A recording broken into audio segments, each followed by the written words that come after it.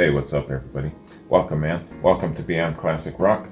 Today, got a complimentary quad coming your way. It's featuring the music of a band called Ride. We're going to start off with SEAGULL, OX4, How Does It Feel to Feel, and finally, Black Knight Crash. So, man, I just want to give a shout out and a thanks to CSN. Thanks very much. Thank you for the recommendation.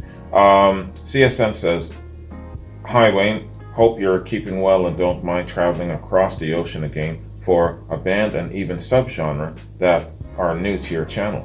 Although Manchester is famous for having produced way more than its fair share of incredible bands, Oxford can at least lay claim to producing two of my all-time favorites, Radiohead, who released their first album in '92, and Ride in 1990. Here are 4 songs, each from a different one of Ride's first 4 albums." All right, man. So let's do this. Let's focus on the band themselves. We'll do kind of like an artist spotlight and read the band's bio as much as we can learn about them. And what we'll do with the music is we'll group them up back to back, and we'll forget about music details and information like that this time, and we'll just focus on the band, okay? So, a back-to-back quad for Ride. I can't say I've ever heard of them, man. Ride, starting with SEAGULL. Let's get it.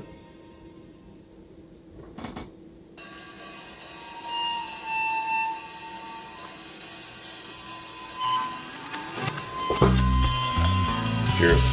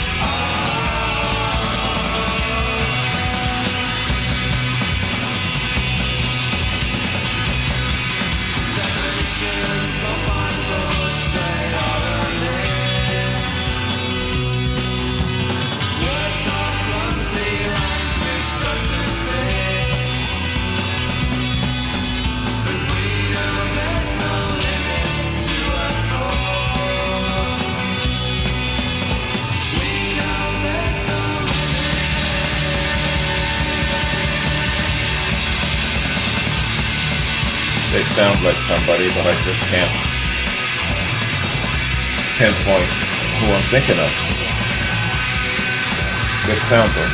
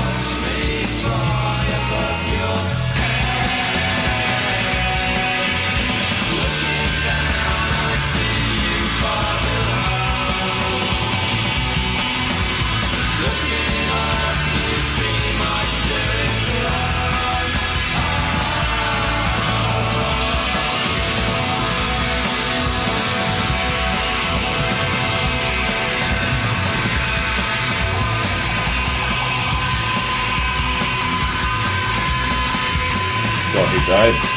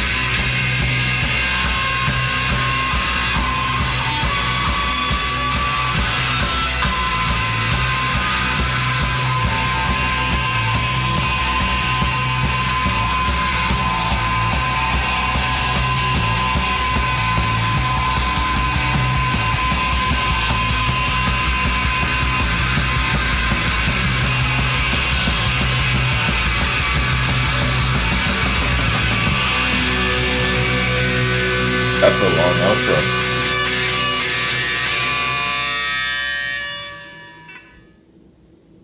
These guys would be awesome live.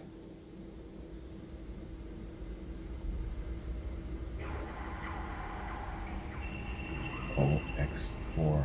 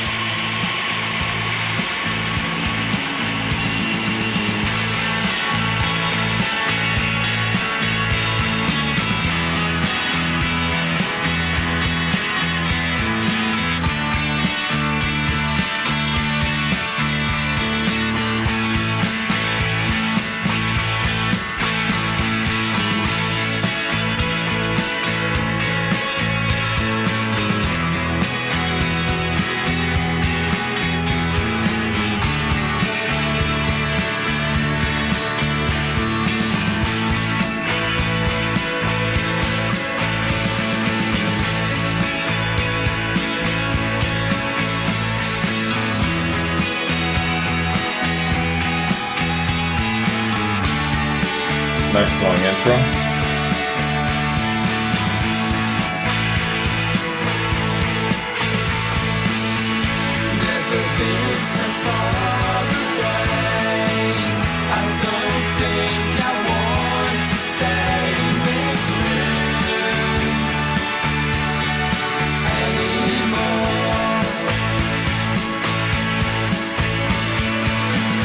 If I'm floating across the floor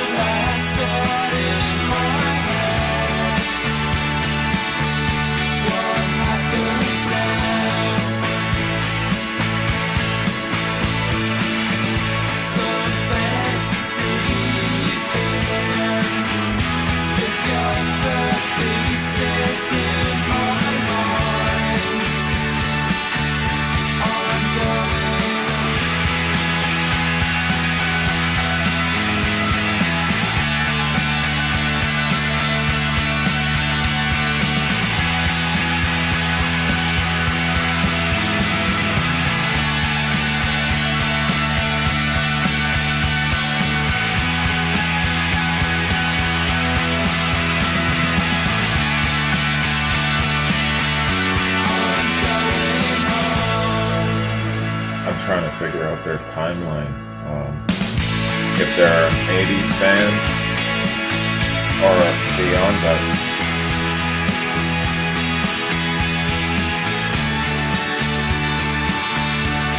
It's hard to tell by the music.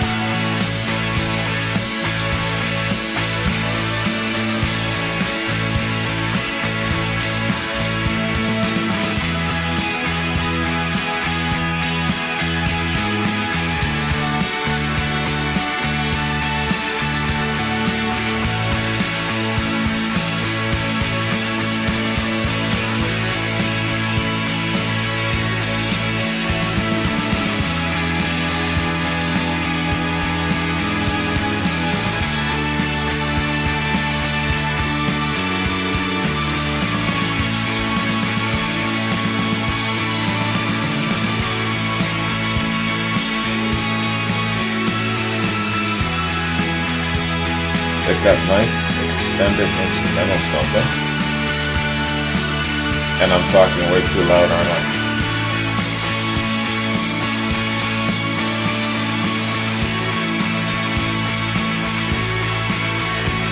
I didn't realize I had this shit cranked.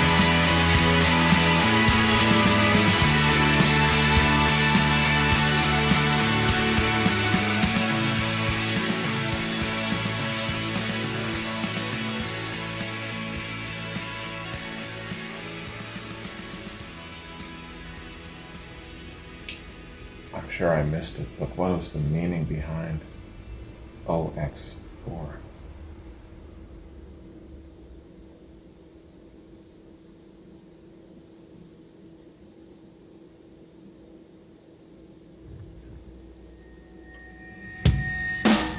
How does it feel to feel?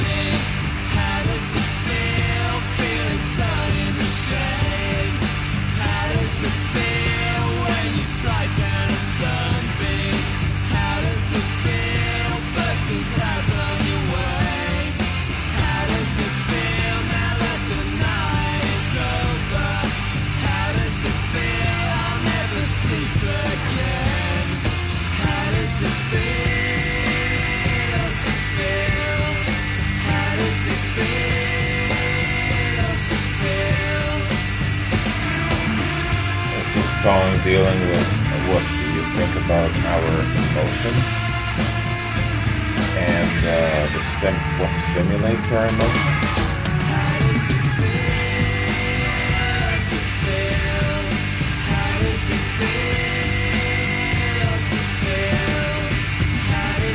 What value do we put on being creatures of emotion?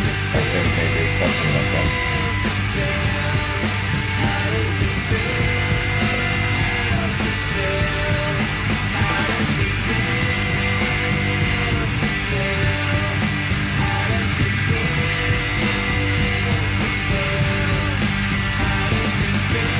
answer is you gotta take the bad with all the good, because it's more good than bad. Without our ability to feel, none of us would be here checking out a reaction channel or doing reactions. Love of the music, for example. Cool tune.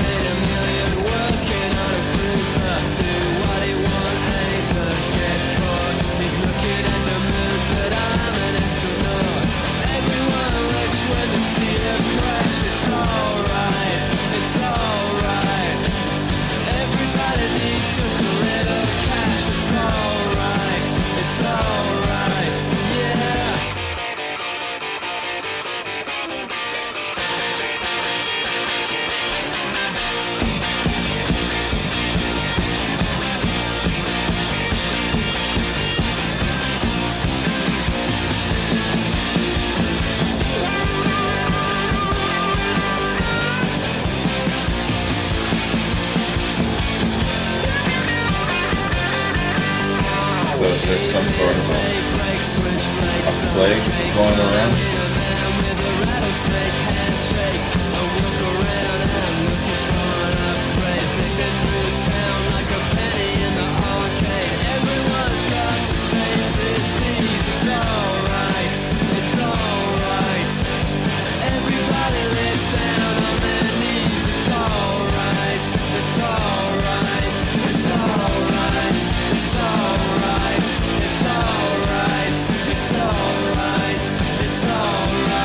I love the guitar riffs on the song.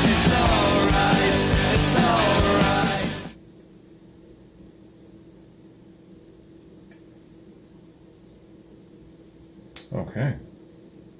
Good tune. Short but sweet. Only 2 minutes and 2.5 minutes. Could have been extended. But, yeah, really, really good tune. I gotta get an idea for their timeline, these guys. I'm not quite sure where they got their start. If they're late 70s, 80s, and beyond, I'm not quite sure based on the sound, you know. Sometimes you can tell by the sound, the use of the instruments and stuff like that, but it's really, really hard to tell. It wouldn't surprise me if these guys were around back in the late 60s, late 70s. All right, man. So, good quad, good grouping of songs, man. I like that nice long extended into jams that they did in OX4. First a long intro and then a long outro. I'm in it for that sort of thing, man. But let's get to know these guys a little bit, man. Yo, they got a lot of information here, damn. And they've been really active, like they've been active right up until the present. So I can't read all of the time increments. So what I'll do is I'll read a paragraph of their early, and then their mid, and then their later years. Otherwise, I'd be here all day. There's a lot of information for them. So, Ride. Ride are an English rock band formed in Oxford in '88. The band consists of Andy Bell, Mark Gardner, Lawrence Colbert, and Steve Carell. The band were initially part of the shoegazing scene that emerged in England during the early 90s. Following the breakup of the band in 96, members moved on to various other projects, most notably Bell, who became the bassist for Oasis. In 2001, the band briefly reunited for a one-off performance for a TV show. RIDE announced their second reunion in November of 2014. Their debut album, Nowhere, has been named one of the important albums of the shoegazing genre. They achieved their biggest commercial success with their 1992 single, Leave Them All Behind, which reached number 9 on the UK singles chart. Trying to think of it. So history, starting out from 88 to 89. Andy Bell and Mark Gardner had been to Cheney School in Oxford, appearing in the school's musical theatre productions, and in October of 88, they moved to Banbury to do foundation studies in art and design at North Oxfordshire College and the Oxfordshire School of Art and Design. There they met Lawrence Colbert and Steve Carell. Carell, who also went to Cheney School, was recruited from the local Our Price record shop where he worked as a singles buyer. Although Bell and Carell had already played together in an obscure reggae pop band called Big Spiderback. After considering various names, the band settled for RIDE, with its evocation of travel and after the RIDE symbol. Bell has cited a performance by the Smiths as the inspiration for forming a band. Yeah, the Smiths, man, that gets some really good reviews and thumbs up on my platform. Check it out. The band formed in the summer of '88 and played their first gig as RIDE for the college's Christmas party towards the end of the year. While still at Banbury, the band produced a demo tape recorded in Carell's bedroom and hallway, including the tracks Chelsea Girl and Drive Blind. Carell and his record shop boss and future RIDE manager Dave Newton had started a live music night in Oxford called Local Support, and it was due to a cancellation by another band that RIDE got their first proper gig at one of these nights. The door opens for one, closes for another. Jim Reed of the Jesus and Mary chain heard a copy of the demo that was in the possession of the DJ Gary Crowley, and this led to interest from former Mary chain manager Alan McGee. After the band supported the Soup Dragons in '89, McGee signed them to his Creation Records label. Okay. So then it kind of breaks down a little bit more of their music and the timeline. Let's jump to the 90s, mid-90s, change in musical direction. RIDE were able to see out 1993, riding on the success of Going Blank Again, and a third album was keenly anticipated. A double weekend of gigs with the Charlatans that year, Day Tripper, kept them in the public eye amid a wider lack of interest in the showgazing scene. Their third album, Carnival of Light, was released in June of '94 at a time when Britpop was the focus of the music press. Produced by John Leckie and partly engineered by Nigel Goodrick, future Radiohead producer, except How Does It Feel by Black Crowes producer George Drakoulias, and featuring a guest appearance on keyboards from John Lord of Deep Purple. The album was split between songwriters Gardner and Bell, with the former's songs making up the first half of the album and the latter's the second. Not only did the album sound to eschew the band's earlier influences in favor of inspiration from classic rock, but the band's approach to songwriting also changed. Whereas earlier material had mostly been developed by the band in jam sessions as a group for Carnival of Light, Bell and Gardner would arrive in the studio with their songs more or less fully formed. Opening with the heavy riff Moonlight Medicine, tracks also includes From Time to Time, Birdman, and a cover of the Creations' How Does It Feel to Feel, which was released as a single. The album was not well received by critics, Bell explaining, quote, "These were good times, but the music took second place. When we recorded the Carnival of Light album, we got indulgent," unquote. Maybe they went too far with the creative process and they didn't keep to certain parameters. I think that's what he's saying. And so creatively, it might have been seen as a little bit of a hot mess, according to critics, that sort of thing. Maybe that's what they're saying. By the end of '94, even the band themselves were critical of the album, referring to it within the group as Carnival of Shite. Reunion, Weather Diaries, and This Is Not a Safe Place, from 2014 to the present. Okay, so let's see what they've been up to in the last couple of years till now. On the 19th of November 2014, it was announced that Ride had reunited again for a series of tour dates in Europe and North America. On the 10th and 17th of April in 2015, Ride performed at the Coachella Valley Music and Arts Festival, following a live performance broadcast by KCRW on the 8th of April 2015. The band appeared at different venues and festivals in Northern America and Europe, including Primavera Sound Festival, Melt Festival, etc.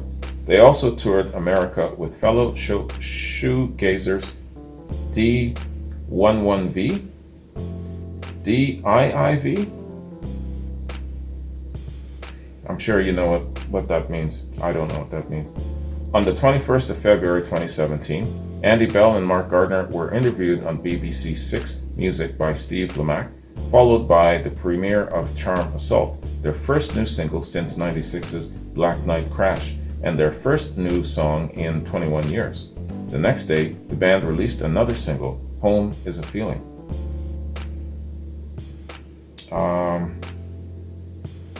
In March 2019, the band announced that their upcoming sixth studio album had already been finished, with the same producer as their previous album, Errol Alkin. The new album, called This Is Not a Safe Place, was released the 16th of August 2019. Okay, and that's the information given for Ride, their history and what they're up to present day.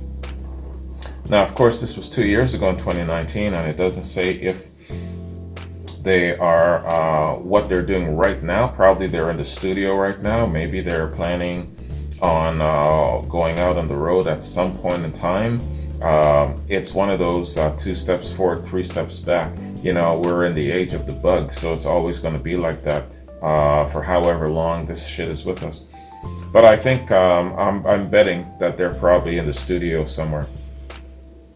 All right, so there we go, man. A really good introduction to Ride. They've got a really good sound, a blast from the past kind of feeling, and something in the present. It's like a combination of, a combination of 2 bands, you know, and I can't even think of the 2 bands, but it's like a combination of a couple of things, a couple of different sources. But they do have some interesting sources of inspiration they're drawing from. So yeah, their sound is really, really good. Excellent sound, man. All right, so let me just see what I got coming up before I bounce, man. Voiceover, Pete, Charles, Amy, got reactions I got to get to for you guys, definitely before the end of the year. Still playing a little bit of catch up, and CSN, sorry that it took me so long to get to your reaction, man. Life has been busy. So with that said, where am I right now? So I just finished a Led Zeppelin bootleg concert reaction on the Classic platform. That's going to be my last long reactions. That shit was 4 hours long. I can't put in that kind of time to do 4-hour reactions, because it takes me to do a 4-hour production. It takes me 8+ hours just to get that shit all produced and edited and uploaded and all of that sort of thing. So I don't have that kind of time anymore. But you know, I made an exception being the holiday season. So check that out, man. It was first blocked on YouTube. I omitted In My Time of Dying. I tried it again and it was allowed. So check that out if you're a Zeppelin fan.